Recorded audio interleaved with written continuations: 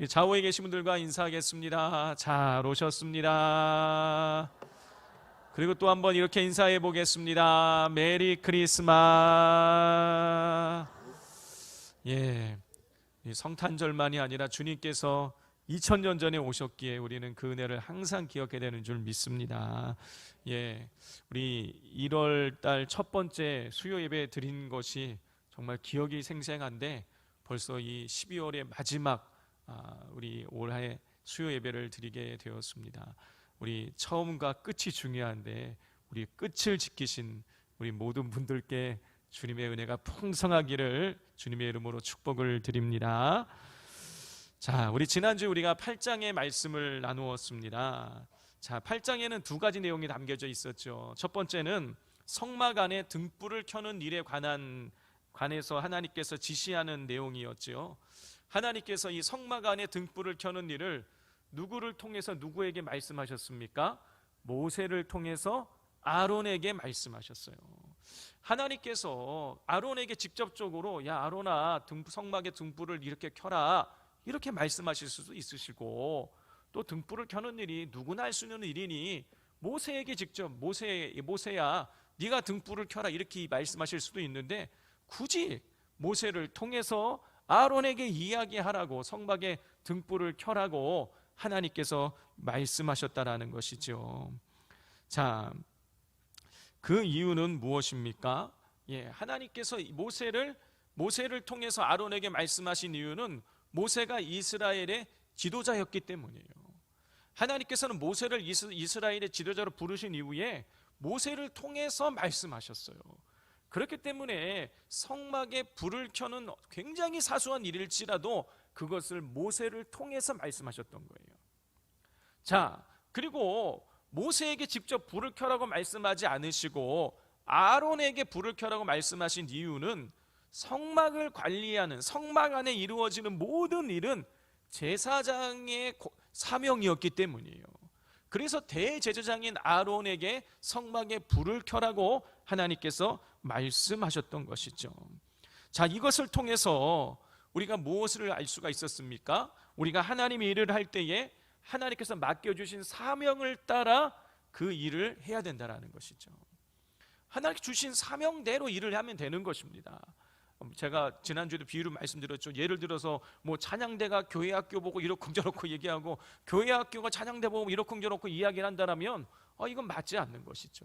자기에게 맡겨진 그 사명을 따라 충성스럽게 사명을 감당하면 되는 것입니다.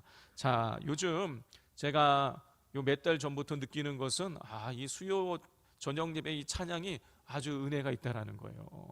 우리 이모연 전도사님이 우리끼리니까 처음에 와서는 찬양 인도를 하는데 제가 사실 마음에 조금 염려가 됐어요. 그런데 이게 시간이 지나니까 그냥 용가리가 된 것 같아요. 입에서 막 불을 뿜는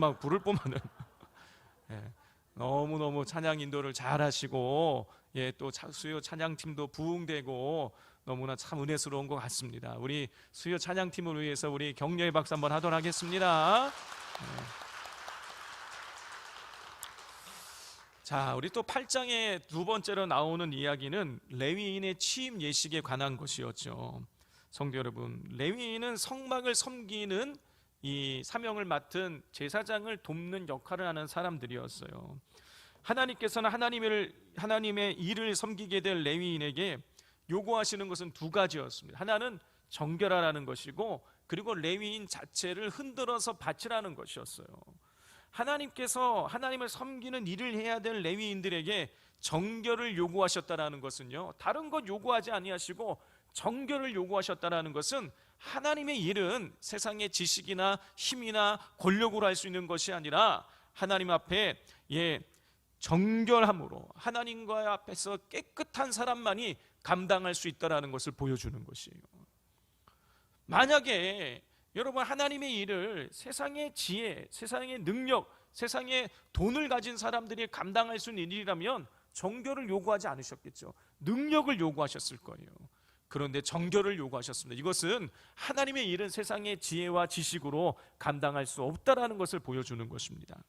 또 레위인을 바치라 그랬어요. 흔들어 바치라. 이것은 무슨 뜻이냐면 이 레위인 자체가 완전히 하나님 중심으로 살아가야 된다라는 것을 보여주는 것입니다. 하나님의 일은 하나님께 초점을 맞출 때에만 온전히 감당할 수 있다라는 것을 우리에게 보여준 것이죠. 자, 오늘은 이제 9장의 말씀을 나누도록 하겠습니다. 9장에도 두 가지 내용이 나오고 있습니다. 첫 번째 내용은 뭐냐면 유월절에 관한 내용이에요.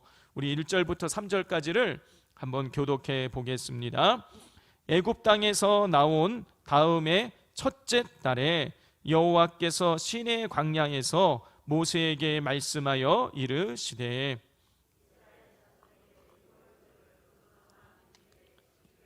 함께 읽겠습니다. 그 정한 길 곧 이달 14째 날 해 질 때에 너희는 그것을 지키되 그 모든 율례와 그 모든 규례대로 지킬지니라.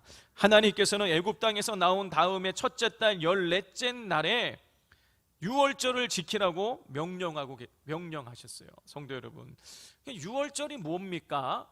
여러분, 유월절은 우리가 잘 알고 있는 대로 그 애굽 땅에 내려진 10번째 재앙과 연관이 있는 것이에요.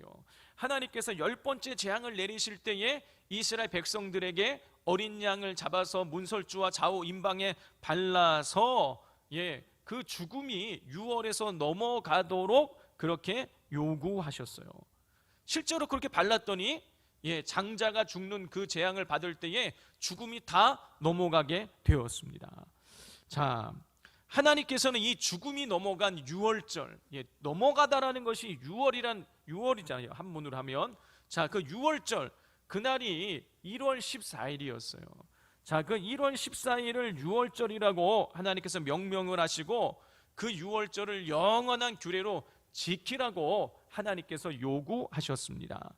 자, 그리고 유월절 다음 날인 이제 무교절이 시작될 때에 이스라엘 백성들이 그 출애굽에서 나오게 된 것이죠. 자, 그런데 이렇게 애굽 땅에서 첫 번째 유월절을 지킨 지 어느덧 1년이 지난 거예요. 출애굽한 지 이제 1년이 지나가지고 이제 유월절을, 두 번째 유월절을 맞이하게 된 것입니다. 자, 그런데 이렇게 두 번째 유월절을 맞이하게 되었을 때에 하나님께서 이스라엘 자손들에게 유월절을 정한 날에, 그러니까 1월 14일이 유월절이었으니까 1월 14일 날 유월절을 정확하게 지키라고 요구하셨어요. 자, 그런데 여러분, 하나님께서 지금 이 유월절을 지키라고 말씀하시는 곳이 어디입니까? 여러분, 1절을 보면 시내 광야예요. 여러분, 이 출애굽기가 출애굽해서 나와가지고 만 두 달이 지나고 세 번째 달에 첫째 날에 시내산에 도착을 한 거예요. 2달 지나서 시내산에 도착했는데 지금 시내산에 머물 지가 벌써 10개월이나 지나게 된 것이에요. 자, 이제 시내 광야에서 지금 보이는 것은요, 다 척박한 거예요. 다 척박한 돌밭, 그다음에 그냥 무슨 조금 풀이나 조금 나 있지, 뭐 시내산이 이렇게 보일 뿐이지, 다 척박한 그런 곳에서 지금 유월절을 지키라고 하나님께서 요구하고 계시는 것이죠. 성도 여러분, 유월절을 지키기 위해서는 뭐가 필요합니까? 유월절 지키기 위해서는 어린 양이 필요해요.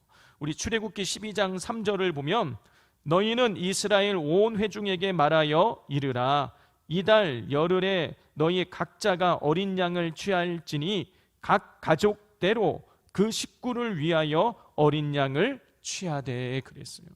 하나님께서는요, 이 첫 번째 유월절을 지킬 때에 각 가족대로 어린 양을 취하라 그랬어요. 그러니까 가정마다 어린 양을 잡아야 되는 거예요. 여러분, 그런데 이 출애굽할 당시에 20세 이상으로 전쟁에 나갈 만한 사람의 숫자가 몇 명이었냐면 60만 3,550명이었어요. 자, 그 당시에 자녀를 많이 낳았으니까 20세 이상으로 전쟁에 나갈 만한 사람이 가정마다 남자가 많이 잡아가지고 4명씩 있다고 한번 생각을 해보십시오. 그러면 60만 명을 4로 나누면 몇이 나오면 15만이에요. 15만. 그러니까 가정이, 이 최소한 이스라엘의 가정이 20세 이상 남자를 가지고 있는 4명씩, 20세 이상 된 남자를 4명씩 가지고 있다고, 가정마다 4명씩 가지고 있다고 했을 때에 이스라엘의 가정이 15만 가구인 거예요. 거기다가 20세 미만 애들만 가지고 있는 가정도 있지 않겠습니까? 여러분 뭐 그런 가정, 아니면은 또 50세 뭐 예를 들어서 전쟁에 나갈 수 없는 그런 자녀를 가진 가정들, 이런 걸 다 합쳐보면 뭐 그걸 대충 한 5만 가정이라고 생각을 해보자면 여러분 최소한 20만 가정인 거예요. 20만 가정이 유월절을 지키려면 양이 몇 마리 필요한 거예요? 최소한 20만 마리가 필요한 거예요. 여러분 이게 유월절을 지키라, 이게 보통 일이 아닌 거예요. 애굽 땅에서는 자기들이 목축업을 하고 있으니까 양이 많았단 말이에요. 그러니까 양을 잡는 게 그렇게 큰 어려움이 아니었을 텐데, 지금 여러분 출애굽해서 나왔습니다. 광야 한복판에 있는 거예요. 나와서 벌써 1년 가까이 지냈으니까 맨날 메추라기면 먹기 힘드니까 양도 좀 잡아먹고 그랬을 텐데, 그러니 더더욱 양의 숫자가 줄어들었을 텐데, 여러분 지금 하나님께서 유월절 지키라는 거예요. 최소한 양 20만 마리를 잡아야 되는 것입니다. 여러분 요즘처럼 기업화된 이런 환경 가운데서도 갑자기 소 20만 마리, 돼지 10만 마리가 잡자 그러면요, 이거 보통 일이 아닐 거예요. 근데 지금 수천 년 전에 양 20만 마리를 잡아야 되는 것입니다. 어마어마한 일인 거예요. 그럼에도 불구하고 하나님께서 그 척박한 양을 제대로 구하기도 힘든, 양을 건사하기도 힘든 그 광야 한복판에서 하나님께서 양 20만 마리 잡아가지고 지금 유월절 지키라고 요구하고 계시는 것이에요. 여러분 왜 그러시는 것일까요? 왜 그렇게 하나님께서는 이 유월절을 그렇게 지키라고 명령을 하고 계시는 것일까요? 여러분 그 이유는 두 가지예요. 첫 번째 뭐냐면 하나님의 은혜를 기억하게 만들기 위해서인 거예요. 하나님의 은혜를 기억해서, 두 번째로 내가 하나님의 은혜로 내가 살아난 자라는, 내가 하나님의 자녀라는 그 정체성을 유지하게 만들기 위해서였던 거예요. 출애굽기 12장 13절 14절입니다. 내가 애굽 땅을 칠 때에 그 피가 너희가 사는 집에 있어서 너희를 위하여 표적이 될지라. 내가 피를 볼 때에 너희를 넘어가리니 재앙이 너희에게 내려 멸하지 아니하리라. 너희는 이 날을 기념하여 여호와의 절기를 삼아 영원한 규례로 대대로 지킬지니라. 여러분 하나님께서는요, 첫 번째 유월절을 지키시면서 이 날을 여호와의 절기로 삼아서 대대로 영원한 규례로 지키라 그랬어요. 유월절을 여호와의 절기로 삼고 영원한 규례로 대대로 지키라. 여러분 이건 무슨 뜻입니까? 하나님께서 이 유월절을 통해서 이스라엘 백성을 살려주신 그 은혜를 잊지 말라라는 거예요. 대대의 선선, 하나님께서 이 민족을 지키셨다라는 것, 우리 가정을 구원해 주셨다라는 그거를 기억하라는 거예요. 여러분 왜 하나님께서 이스라엘 백성들이 하나님께서 이스라엘 백성을 구원해 주신 것을 그렇게 영원히 기억하기를 원하신 것입니까? 하나님의 은혜를 기억할 때에 하나님의 백성의 정체성을 유지할 수 있기 때문인 것입니다. 여러분 그렇기 때문에 이 신의 광야라는 이 척박한 환경에 있는 상황 속에서 엄청난 수의 양을 잡아서 유월절을 지키라고 하나님께서 말씀하셨다는 것이에요. 성도 여러분, 하나님께서는요 우리가 받은 은혜를 기억하기를 원하십니다. 받은 은혜를 기억하면서 하나님께서 내가 하나님의 자녀라는 것을, 그 믿음의 정체성을 유지하기를 원하고 계세요. 우리 성도 여러분 어떠십니까? 받은 은혜를 기억하십니까? 제가 지난번에 이 기도하러 기도원에 갔다가 내려오는 날 이 학교에 들렸습니다. 그래서 제 이제 지도 교수님을 만났어요. 만나서 교수님 저희가 뭐 이렇게 지내고 있습니다. 또 제가 저를 지도해 주신 교수님이 또 여수에 있는 다른 한 분 목사님이 또 지도 교수이기도 하시거든요. 그래서 그 목사님도 잘 지내고 있으면 이런 이야기를 하다가 그런데 그 목사님이랑 저랑 또 다른 목사님들이랑 지금 매주일 모여서 이렇게 기도를 하고 있습니다. 하나님께서 많은 은혜를 베풀고 계십니다. 하나님 많은 응답을 주셨어요. 그랬더니 이런 말씀을 하시는 거예요. 그 응답받은 것을 기록해 놓으라고. 그거 기록해 놓고 그것을 기억해야 된다고. 그래야 믿음이 흔들리지 않고 굳건하게 설 수 있다고 그렇게 말씀해 주셨어요. 성도 여러분, 받은 은혜 기억하고 계십니까? 하나님께서 올해도 정말 순간순간마다 베풀어 주신 은혜가 있을 거예요.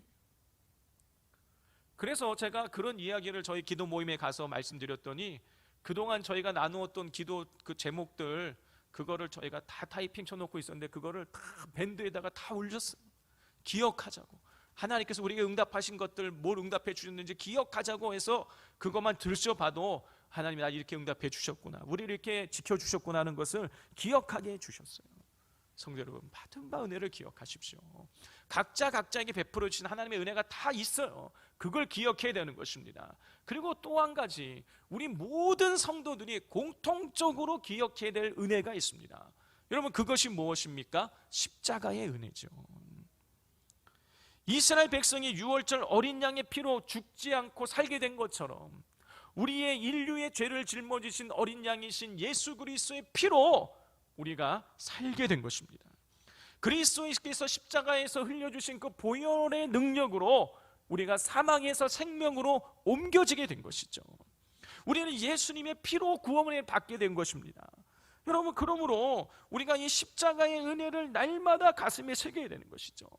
여러분, 그 십자가의 은혜를 잃어버리는 순간 우리는 그리스도인으로서의 정체성을 상실하게 되는 거예요. 여러분, 십자가 없는 믿음은 없습니다. 십자가 없는 구원은 없는 거예요. 예수님 없는 우리가 영생은 없는 것입니다. 그러므로 우리는 십자가의 은혜를 우리가 기억하면서 날마다 우리 하나님 앞에 감사하는 삶을 살아갈 수 있어야 하겠습니다. 자, 성도 여러분, 하나님께서 이 시내 광야 한복판에서 이스라엘 백성들에게 유월절을 지키라 그랬어요. 그런데 유월절을 지키는데 한 가지 문제가 있었습니다. 여러분, 6절 7절을 같이 한번 읽어보겠습니다. 시작.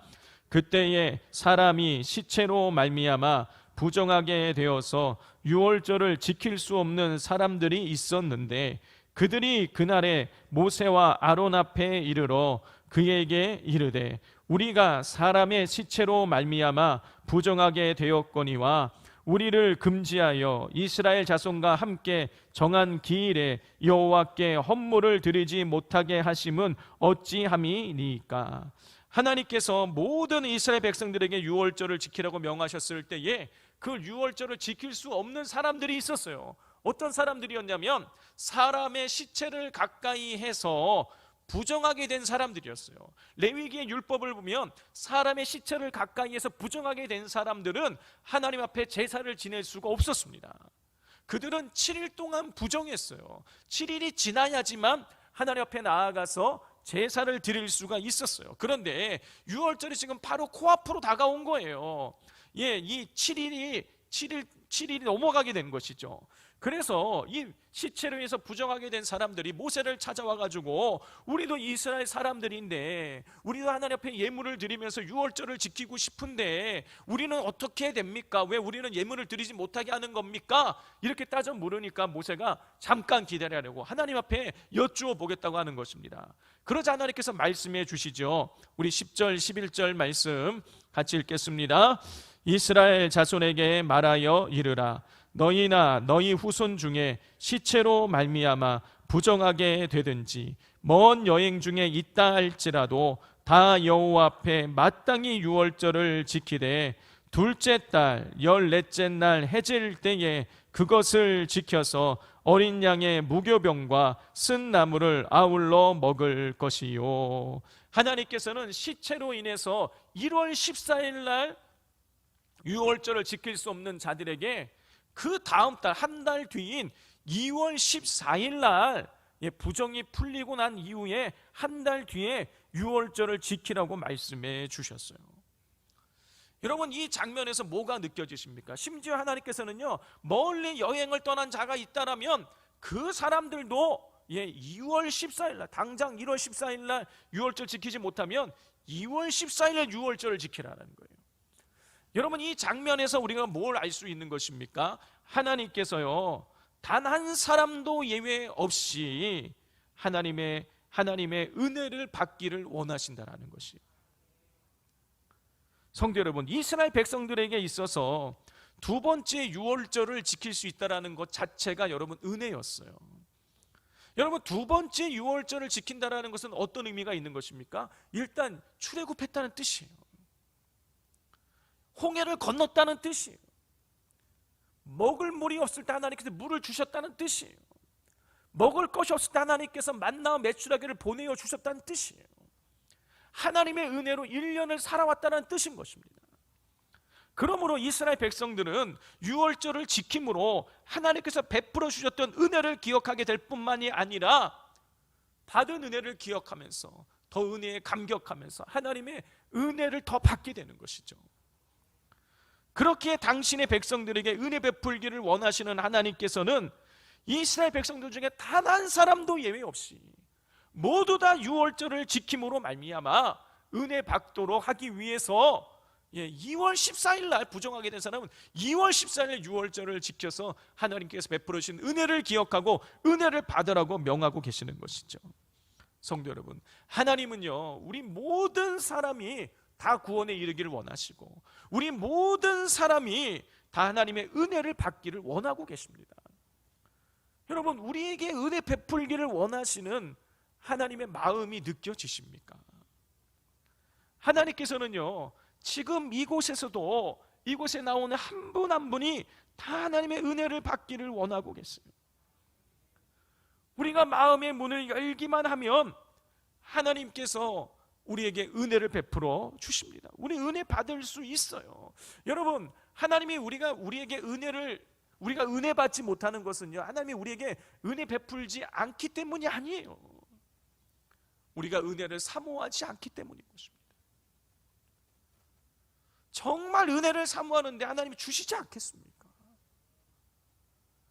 여러분, 예수님 비유로 말씀하시잖아요. 악한 부모라도 자식에게 좋은 것을 줄 줄 안다라는 거예요. 하물며 하늘 아버지께서 어떠하시겠느냐. 여러분, 우리가 다른 거 구하지 아니하고 하나님의 은혜를 그렇게 간절히 사모하는데 하나님께서 은혜 주지 않겠어요? 성도 여러분, 은혜를 사모하는 자들에게 하나님의 은혜를 부어주십니다. 그러므로 진짜 우리에게 필요한 것은요, 여러분, 축복이 아니에요. 은혜입니다. 은혜. 여러분, 은혜 받으면요, 무한하신 하나님으로부터 우리가 공급받을 수 있어요. 하나님, 저 컵 주세요, 집 주세요, 차 주세요, 뭐 해주세요. 구하면 그거 하나 받지만 무한하신 하나님의 능력을 우리가 부여받으면, 하나님의 은혜를 받으면요, 모든 것을 다 취할 수 있는 것이에요. 그러므로 축복을 구하지 마시고 은혜를 갈망하실 수 있기를 바랍니다. 자, 9장 내용의 두 번째 부분은 광야 생활에 대한 내용이에요. 여러분, 이스라엘 백성들은요, 광야 생활을 해나가는 데 있어서 철저하게 하나님께서 보내시는 사인을 따라 움직였습니다. 우리 17절 18절 말씀 다 같이 한번 읽어보겠습니다. 시작. 구름이 성막에서 구름이 머무는 곳에 이스라엘 자손이 진을 쳤으니 이스라엘 자손이 여호와의 명령을 따라 행진하였고 여호와의 명령을 따라 진을 쳤으며 구름이 성막 위에 머무는 동안에는 그들이 진영에 머물렀고 그랬어요. 이스라엘 백성들은요, 철저하게 하나님의 명령과 사인에 의해서 움직였어요. 그 하나님의 사인이 뭐였냐면 성막 위에 구름이었어요. 성막 위에 구름이 덮여 있었는데 그 구름이 성막을 덮은 채로 그대로 있으면 멈추어 있는 거예요. 그런데 이 성막을 덮고 있는 구름이 떠오르게 되면 그때는 행진했다라는 것이죠. 여러분, 이스라엘 백성이 이 구름이 덮여 있느냐 떠올랐느냐에 따라서 어떻게 움직였는지를 보다 더 구체적으로 21절에 기록을 하고 있는데 21절 내용을 성경을 보면 그 어감이 와닿지 않더라고요.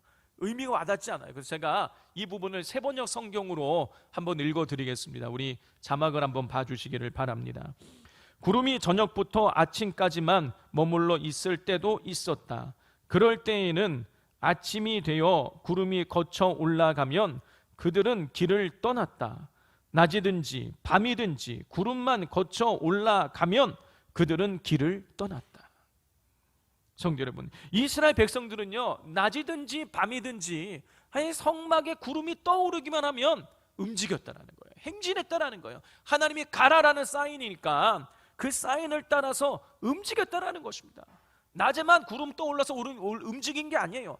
밤에라도 성막을 덮은 구름이 떠오르게 되면 그 구름을 따라서 행진했다라는 거예요. 여러분, 이것을 통해서 우리가 두 가지를 알 수 있어요. 첫 번째는 이스라엘 백성들이 항상 성막의 구름을 주목하고 있었다라는 것입니다. 성막에 구름이 떠오르며 움직이게 되니까요, 이스라엘 백성들은요, 밥을 짓다가도 성막을 바라봤을 것이고, 일을 하다가도 성막을 바라봤을 것이고, 구름이 떠올랐는지 가만히 있는지 그걸 계속 지켜보는 거예요. 삶의 중심이 성막인 거예요. 성막을 늘 바라보는 거예요. 여러분, 그런데 성막이 무엇입니까? 성막은 하나님의 임재의 상징이죠.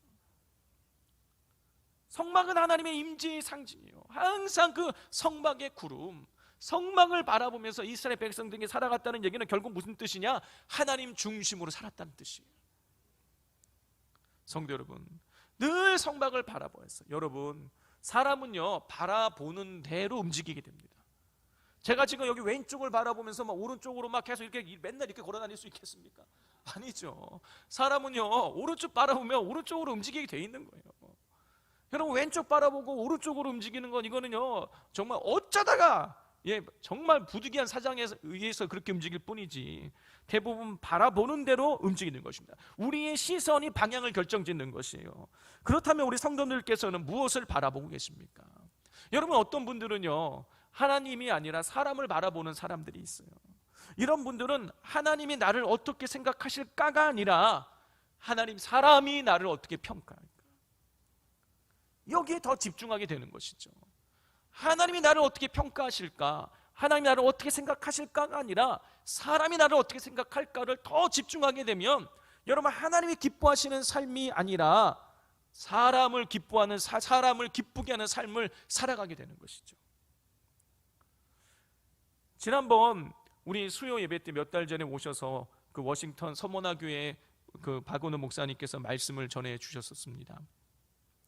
그 목사님께서 제가 이 전임 교육전도사, 전임전도사 시절에 저랑 같이 파트너를 하면서 저한테 많은 이 목회를 가르쳐 주셨던 분이신데, 이 마지막에 이제 미국에 성병을 받아서 가시기 전날 밤에 저한테 전화를 하셨어요. 얼마나 많은 사람들을 만날 사람들이 얼마나 많았겠어요. 이제 떠나면 언제 올지도 모르는데, 근데 그 전날 밤에 저한테 전화하셨습니다. 그리고 이렇게 말씀하시는 거예요. 여러 가지 얘기를 뭐 길게 장황하게 하지 않으셨어요. 딱 한 가지 얘기하셨어요. 뭘 얘기하시면, 한전도사, 이거 기억해야 돼. 우리 목회자들은 하나님의 종이야. 사람 두려워하지 말고 하나님 두려워해야 돼. 근데 그게 제 마음속에 이게 평생 남아있어요. 여러분, 그런데 어떻습니까? 우리는요, 보이는 게 하나님이 아니라 사람이다 보니 때로 사람을 두려워할 때가 있어요. 사람을 무서워할 때가 있습니다. 여러분, 그런데요, 우리의 삶의 초점은요, 사람이 되면은요, 사람에게 끌려다니는 인생 되는 거예요. 그러나 하나님께 우리가 초점을 맞추면, 그리고 하나님을 두려워하고 하나님을 의지하고 살아가면 하나님께서 우리의 삶을 이끌어가 주시는 것입니다. 그러므로 우리의 초점이 하나님께 있어야 되는 거예요. 무엇을 하든지 어디에 있든지 여러분, 하나님께 초점을 맞추며 우리 믿음의 삶을 살아가실 수 있기를 바랍니다. 여러분, 그런데요, 마귀가 자꾸 우리를 속여요. 세상이 속입니다. 여러분, 하나님이 우리 인생 책임져 주는 것이 아니라 세상의 권력이, 돈이, 명예가, 세상의 것들이 우리의 인생을 책임져 줄 것처럼 마귀가, 세상이 우리를 그렇게 속여요. 여러분, 근데 정말 그렇습니까? 여러분, 정말 돈이 우리 인생을 책임져 주는 것입니까? 명예가, 권력이 우리 인생을 책임져 주는 것입니까? 그렇지 않지요. 하나님이 우리 인생 책임져 주시는 거예요. 여러분, 억만금을 가지고 있어도 그것이 우리에게 영생을 줄 수가 없습니다. 여러분, 아무리 권력을 가지고 있어도 그것이 우리에게 영생을 줄 수가 없는 거예요. 우리를 천국으로 인도할 수 없는 것입니다. 우리에게 영생을 주시고 우리를 구원해 주신 분은 예수 그리스도이고 하나님이신 거예요. 여러분, 그러므로 세상에 한눈 팔지 마시고 하나님만 바라보실 수 있기를 바랍니다. 여러분, 세상의 모든 권력과 수많은 이 부를 누렸던 솔로몬은요, 전도서에서 뭐라고 이야기합니까? 모든 것이 헛되다는 거예요. 여러분, 전도서 말씀을 읽어보십시오. 다 헛되다라는 것입니다. 그런데 전도서 가장 마지막 장, 마지막 절에 이렇게 기록하고 있어요. 전도서 12장 13절 14절입니다. 일의 결국을 다 들었으니 하나님을 경외하고 그의 명령을 지킬지어다. 이것이 모든 사람의 본분이니라. 하나님은 모든 형제와 모든 은밀한 일을 선악간에 심판하시리라 그랬어요. 여러분, 이게 전도서의 결론이에요. 다 헛되다 그러놓고선 마지막에 솔로몬이 하는 이야기가 뭐냐면 하나님을 경외하고 그의 명령을 지킬지어다. 이것이 사람의 본분이니라. 성도 여러분, 우리가 진짜 초점을 맞추고 진짜 우리가 관심을 갖고 기준 삼고 살아가야 될 분은 우리 하나님이고 하나님의 말씀인 줄 믿습니다. 여러분, 우리가 하나님께 초점을 맞추고 나가면 하나님께서 우리의 삶을 인도해 가시고 우리를 풍성케 하여 주실 것입니다. 두 번째로, 이스라엘 백성들이 낮이든지 밤이든지 이 성막의 구름이 떠오르면 행진했다는 것을 통해서 우리가 알 수 있는 것은 이스라엘 백성들이 철저하게 하나님께 순종했다는 것이죠. 여러분, 22절 23절 말씀을 같이 한번 읽어보겠습니다. 시작. 이틀이든지 한 달이든지 1년이든지 구름이 성막 위에 머물러 있을 동안에는 이스라엘 자손이 진영에 머물러 행진하지 아니하다가 떠오르면 행진하였으니 곧 그들이 여호와의 명령을 따라 진을 치며 여호와의 명령을 따라 행진하고 또 모세를 통하여 이르신 여호와의 명령을 따라 여호와의 직임 지켰더라. 여러분, 이스라엘 백성은요, 이틀이든지 한 달이든지 1년이든지 성막 위에 구름이 떠오르지 않으면요 그 자리에 멈춰섰다라는 거예요. 성도 여러분, 때로 이스라엘 백성이 머무는 곳에 물이 부족할 때도 있었을 것이고요, 그리고 그 수많은 사람들이 진을 치기에 부족했을 수도 있었을 거예요. 그래서 불편해서 그 자리를 떠나고 싶을 때도 있었을 것이란 말이에요. 그러나 이스라엘 백성은 한 달이든지 1년이든지 구름이 성막 위에 그대로 머물러 있으면 행진하지 않았어요. 멈추어 섰습니다. 그러다가 떠오르면 그때는 움직이는 거예요. 아무리 바쁘고 분주한 일이 있어도 구름이 떠오르면 이스라엘 백성들이 움직였다는 말이죠. 하나님이 쌓인 대로, 하나님의 명령대로 움직인 거예요. 23절에 보면 그들이 여호와의 명령을 따라 진을 치며 여호와의 명령을 따라 행진하고 여호와의 명령을 따라 여호와의 직임을 지켰더라. 철저하게 여호와의 명령, 하나님을 중심으로 따라 그들이 살아갔다라는 것입니다. 하나님께 순종했다라는 거예요. 여러분, 그 순종의 결과가 무엇입니까? 순종의 결과는 가나안인 것이에요. 하나님께 철저히 순종함으로 말미암아 이스라엘은 출애굽하였고 40년 동안 단 한 번도 굶지 않았고 전쟁에서 승리했고 가나안 땅을 차지했어요. 여러분, 이것이 순종하는 자들에게 주어지는 축복인 것입니다. 그러므로 작은 일이든 큰 일이든지 철저하게 하나님의 말씀에 순종하실 수 있기를 바랍니다. 여러분, 그런데요, 우리는요 하나님 말씀에 순종하지 못할 때가 언제, 여러 가지 상황이 있지만 그때 언제면 조급할 때예요. 이게 좀 빨리 응답이 되고 이게 좀 빨리 처리가 돼야 내가 좀 편안하고 내가 좀 속이 시원하고, 저는 김수미 씨 제가 주일날 말씀드렸죠. 그래야 신간이 편안하고, 여러분, 그런데요 마음이 조급한 거예요. 그런데 하나님이 사인이 주실 때까지 이틀이든지 한 달이든지 1년이든지 하나님께서 사인 주실 때까지 우리는 기다리면서 기도해야 된다는 것입니다. 하나님 말씀대로 사인 주시는 대로 움직이면 하나님께서 다 채우시는 거예요. 그때가 가장 정확한 때인 줄 믿습니다. 그러므로 모든 순간, 모든 일들 가운데에 하나님 말씀에 철저하게 순종하는 삶을 살아가시기를 주님의 이름으로 축복을 드립니다.